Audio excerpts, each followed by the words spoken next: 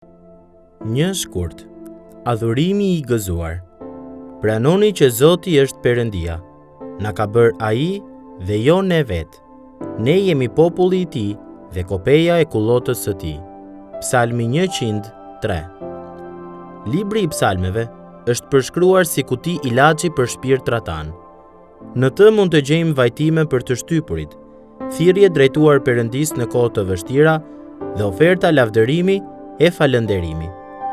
Pavarësisht se çfarë të mundon, balsamin do ta gjesh në librin e psalmeve.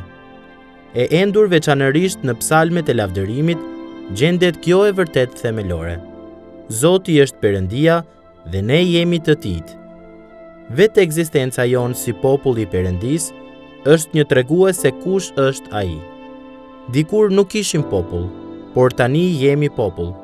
Dikur nuk kishim marrë mëshirë, por tani marrim mëshirë çdo ditë. 1 Pjetrit 2:10. E vërteta thelbësore është që nuk i përkasim vetes. Në fakt, kur nuk i kemi përkitur vetes. Ne jemi krijesa shëmbëllimbartëse, të formuara nga një krijues i fuqishëm. Ai është Poçari që na ka krijuar dhe ne jemi populli i tij.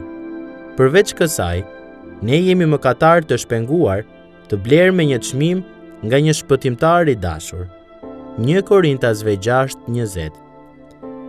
Ai është bariu që dha jetën e vet për ne dhe tani kujdeset për ne. Gjoni 10:11 deri në 15. Dhe ne jemi populli i tij. Ne jemi blerë 2 herë, në krijim dhe në shpengim. Ne jemi të tij. Prandaj, ajo që tani është jona në Zotin Jezu Krisht nuk është arsye për krenari, por për lavdërim. Të diturit se Zoti është Perëndia dhe se ne jemi populli i tij, do të na shtyjë ta lavdërojmë dhe ta falënderojmë atë. Psalmi 103. Lavdërimi është pranimi spontan i asaj që është me vlerë. Njerëzit e lavdërojnë natyrshëm atë që vlerësojnë. Perëndia është krijuesi dhe shpenguesi ynë.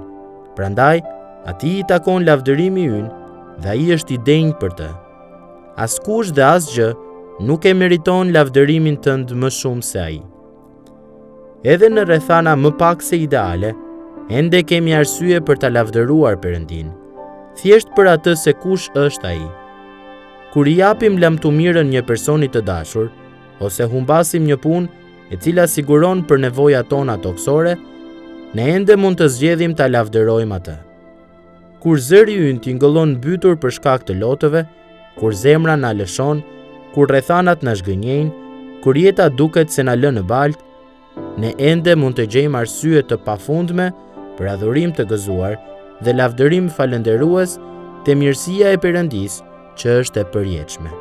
Psalmi 105. Ai vazhdon të jetë krijuesi juaj i fuqishëm dhe shpëtimtari juaj i dashur. Zemra falënderuese është shenjë dalluese e përvojës së krishterë. Lëreni t'ju karakterizoj edhe ju sot.